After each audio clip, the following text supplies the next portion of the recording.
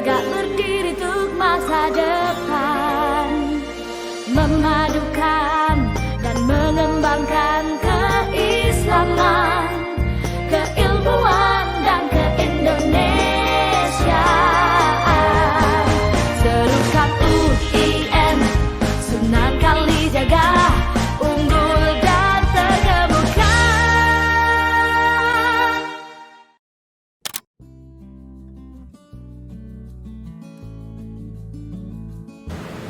Assalamualaikum warahmatullahi wabarakatuh. Para sivitas akademika UIN Sunan Kalijaga dimanapun berada, semoga tetap sehat, semoga tetap bahagia. Jangan lupa makan makanan yang bergizi, rajin berolahraga dan bahagiakan hati. Bercerialah ya, olahraga sebisanya. Kali ini kita kedatangan tamu, yaitu Ketua Senat, yaitu Abdul Azizur Rahman dari Fakultas Usuluddin. Mari kita berbincang seputar profil dari Mas Abdul Azizur Rahman. Mari kita mulai. Mas Azizur Rahman. Iya, Pak. Assalamualaikum Mas. Waalaikumsalam. Sehat? Alhamdulillah. Alhamdulillah. Anda bercerita dari mana asalnya Anda? Perkenalkan, nama lengkap ya, Abdul Azizur Rahman. Saya ini asli dari Madura. Asli dari Madura, Kabupaten? Kabupaten Bangkalan.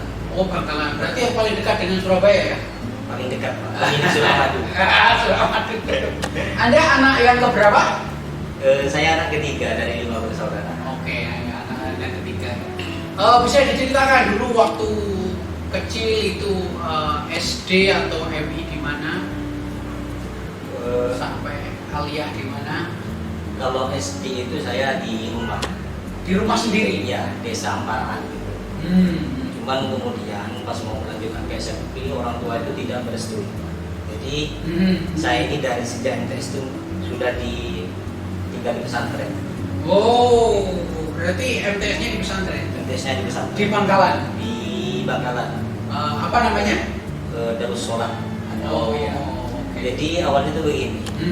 Kalau saudara saya itu, saudara sulung itu ada di Pondok Modern Alamin. Oh, Perenduan. Perenduan. Ya, saya tahu Perenduan. Ya, kalau yang cewek biasanya ke Salafiyah Bangil. Oh, di Pasuruan gitu ya. Pasuruan. Nah, waktu itu saya kan pengennya sekolah SMP itu kan. Cuma kemudian karena gak direstui, kemudian mau ditaruh di Alamin juga. Oh, gitu di Perenduan. Di Perenduan. Cuman aku ngeliat dulu itu terlalu ketat gitu, jadi aku merasa tidak cocok gitu. Jadi saya minta pesantren yang di samping rumah saya, yang kebetulan aku kalau perlu bisa pulang gitu. Nah kemudian kelas MTS kelas 2 itu saya punya keinginan untuk di modern, di Gontor gitu kan. Oh, di Gontor Ponorogo. Ya itu sudah direstui karena orang tua saya itu kan kalau pengen mondok kemanapun pasti dibiayai gitu. Oke. Nah, cuman kemudian ya karena setelah saya mau lulus, orang tua saya yang laki-laki itu meninggal. Akhirnya pas mau pindah ibu tidak merestui karena cuma ibu.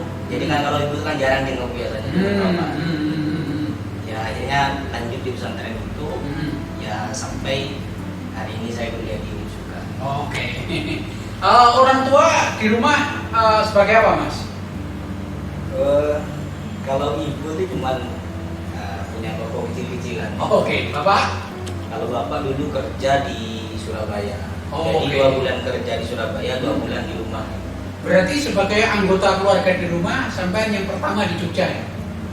Iya, saya dulu itu kakak saya udah keterima di UGM. Oke. Terus udah diambil? Cuman kemudian karena masih mondok 4 tahun, sama bapak itu disuruh lanjut di pesantren aja. S2-nya baru di UGM. Oh gitu. Sudah selesai belum sekarang S2-nya? Cuman ya karena kakak sulung ya, bapak meninggal jadinya kan jadi tulang punggung gitu. Jadinya cuma selesai 1. Oke. Waktu masih kecil Mas, Anda punya cita-cita apa? Waktu masih kecil? Kalau kita dari kecil itu sebenarnya saya cukup di pesantren, habis itu ya pulang Ya. Jadi kiai? Tidak sih Pak. Kalau jadi kiai enggak, cuman biasa aja sih. Kerja sebagaimana mestinya, cuman kan ide itu selalu berubah ketika kita tuh menemukan hal-hal yang baru. Jadi sejak saya di pesantren itu saya mulai membaca buku. Jadi kemudian saya ternyata merasa masih bodoh gitu Pak. Jadi lanjut sampai ke sekarang ini. Bahkan sampai sekarang pun masih menginginkan untuk lanjut ke S2. Wah mantap itu yang saya tunggu ya. Jadi Mas, buku apa yang paling diingat yang pernah dibaca, yang paling berkesan? Buku apa saja, novel boleh, ini boleh gitu. Jadi kalau di pesantren dulu aku hobinya itu baca novel. Novel apa? Novelnya Habibur Rahman. Oh, Habibur Rahman ya. Itu Solo itu ya. Jadi yang judulnya yang mana? Ada apa itu namanya? Bumi Cinta gitu. Oh, itu yang oke. paling berkesan. Jadi Gimana itu? termasuk pengen kuliah itu melihat cerita-cerita kampus di dalam novel itu sehingga aku tertarik untuk kuliah gitu. Cuman pada saat udah masuk kampus ternyata pikiran berubah lagi. Oh, berubah lagi. Aku pertama kali nyampe Jogja itu langsung ikut sekolah filsafat Islam. Itu di Rawson Fikar. Oh, di Jalan Kaliurang Ya, betul. dengan Pak Safwan. Pak Sofwan. Sejak itu Tahu kan kalau istrinya Pak Safwan dosen sini? oh iya Pak. Dosen dakwah kalau Gak ada dakwah Bu Handayani. Iya. Jadi sejak itu saya mulai tertarik tentang buku ilmiah, baca filsafat, kemudian saya jurusan juga studi agama-agama. Jadi sangat membantu dalam membuka pikiran-pikiran untuk berakulturasi dengan pelajaran-pelajaran tentang studi agama-agama. Oke. Tadi novel tadi Habibur Rahman ya. Iya. Ada novel lain yang berkesan? Aku fokusnya ke sana. Cuman pernah kalau baca lainnya itu Taufikur Rahman ya. Oke, yang mana itu judulnya? Udah lupa saya. Saya udah berapa ya? Kelas 2 SMA itu pas hobi-hobinya baca novel. Kalau tokoh Mas, kalau tokoh baik nasional atau dunia siapa yang paling digemari? Untuk sementara ini yang paling saya gemari itu ya Prof. Amin Abdullah. Oh, Prof. Amin Abdullah. Anda baca bukunya yang mana? Islam normatif gitu. Oke. Apa yang Anda tangkap di situ? Jadi memang dalam pelajarannya Pak Amin itu kita diperkenalkan bagaimana untuk menjadi Islam yang inklusif. Artinya membaca Islam itu tidak hanya stagnan kita membaca teks lalu diartikan, tapi lebih bagaimana kita lebih memahami bagaimana kondisi sosial waktu turun ayat itu turun dan bahasa yang lumrahnya kontekstual. Oke. Selain dari bukunya Pak Amin yang Anda sukai, bukunya siapa lagi? Iqbal? Saya tuh yang suka itu ada lagi. Apa ya? Tapi aku yang ini bacanya Duna. Itu pertama kali diperkenalkan oleh Prof. Samadul. Oke. Pemikirannya Abdul Karim Soros. Oke, wah itu sangat tinggi itu Mas. Gimana menurut Anda?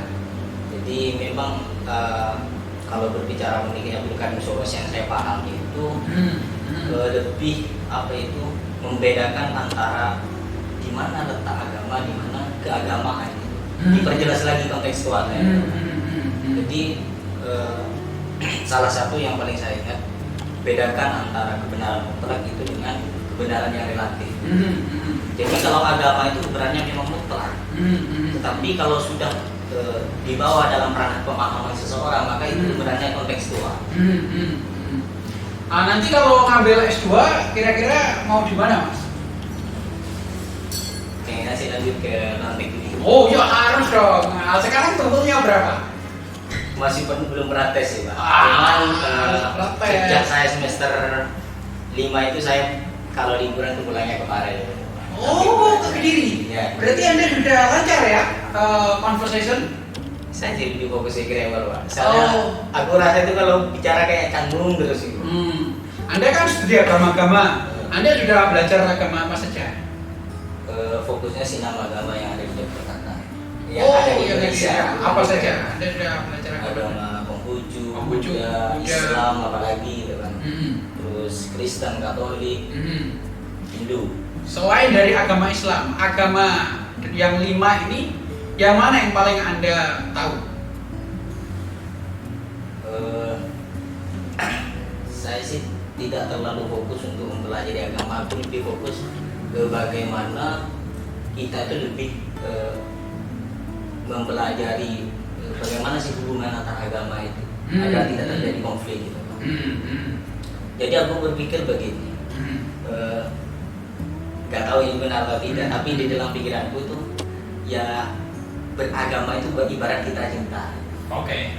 Jadi iya kalau kita seakan-akan di dalam memandang agama lain dari sudut pandang kita itu kan seakan-akan itu kan kadang ada timbul itu tidak sesuai dengan agama kita, itu salah gitu. Ternyata ketika di cross check lagi bahwa agama itu ibarat cinta. Jadi meskipun saya umpama beragama Islam, ini karena saya mempunyai ketenangan ketika beragama Islam. Nah, ketika ditarik lagi pada pemikiran orang, ternyata ya orang beragama Katolik berarti itu karena merasa damai ketika beragama Katolik gitu. Anda punya teman Katolik? Ada. Punya teman Hindu? Kalau Hindu enggak, soalnya kan untuk ngakses teman-teman beragama lain itu yang paling banyak kan di sekitar Jogja ini kan agama Katolik dan Kristen. Kristen punya ya? Punya. Agama Buddha punya teman? Agama Buddha tidak. Cuman aku pernah main ke Mendut gitu dulu. Oke. Konghucu? Konghucu ada sih, tapi sudah dia memilih beragama Kristen saya. Kalau Anda ingin ke luar negeri, negara mana yang akan Anda cita-citakan Anda pilih? Sejauh yang saya baca, karena ilmu-ilmu sosial itu kan kebanyakan dari Amerika. Jadi Anda pengen ke Amerika? Ya, karena mantap itu. berbicara di safari itu kan yang paling aneh kan biasanya di Prancis itu. Cuma ketika aku mendengar bahwa di Prancis itu orang yang tidak terlalu ramah gitu untuk pendatang gitu. Itu cerita-ceritanya yang aku dapat, makanya kan. Saya udah pernah ke sana, baik-baik saja. Bukan tidak ramah dalam artian apa, untuk bahasa yang mereka segani cuma bahasanya sendiri gitu. Oh ya, kalau itu benar, Anda tidak salah ya. Jadi kalau Anda bisa bahasa Perancis, pergi ke Perancis, mereka akan sangat senang. Ya sama aja lah, orang bule ke sini bahasa Indonesia kan Anda senang juga. Kalau di Amerika, kira-kira kampus apa yang Anda tuju? Kalau berbicara tentang kampus itu kan sebenarnya kan kita harus memilih yang sesuai basic yang kita inginkan gitu. Nah, dan aku lihat alumni sini tuh yang dari Sudin terutama itu kebanyakan ke Toronto gitu kan. Oh iya, Toronto itu Kanada. Oh, di Kanada itu. Kanada, bukan Amerika. Amerika itu Chicago. Anda tahu Ibu Lin? Oh iya. Nah, Ibu Lin itu di sana. Kemudian ada New York, ada Boston. Boston itu Pak Rofik, nggak tahu? Ya. Yang direktur S3 sekarang. Pak Rofik. Ada banyak. Wah, hebat Mas. Sekarang ini pertanyaan yang ringan-ringan saja. 1 minggu Anda baca berapa halaman kira-kira kalau boleh saya tanya? 1 minggu. Kalau sekarang ini udah ada sih Pak. Kalau dulu itu targetnya ya. Karena kalau nemu satu tokoh itu yang aku sukai, biasanya aku itu di download jurnal-jurnalnya minimal satu hari dapat 1 jurnal. Oke. Anda biasa ya menggunakan online perpustakaan kita? Saya itu meskipun download jurnal itu langsung di print, saya kan ketika membaca lewat HP itu kurang kuat mata ya. Oh, jadi Anda print? Wah, tambah mahal dong? Ya enggak masalah, yang penting Biasanya jurnal apa yang Anda download? Saya sebenarnya tidak melihat jurnalnya, cuman kemudian ketika umpama saya menyukai pemikiran Abdul Karim Soros, semua jurnal yang menulis tentang itu pasti saya download gitu. Okay. Bahasa Arab Anda nggak masalah ya? Saya kurang paham Pak. Aduh, Anda kan dari pesantren. Kalau baca teks Arab Anda masalah? Udah lupa ya. Kalau bahasa Inggris sekarang lancar ya baca ya? Cuma belajar berkata-kata. Ya bagus. Oke Mas ya, terima kasih banyak Anda sebagai mahasiswa yang rajin ternyata dan Anda juga hobi novel.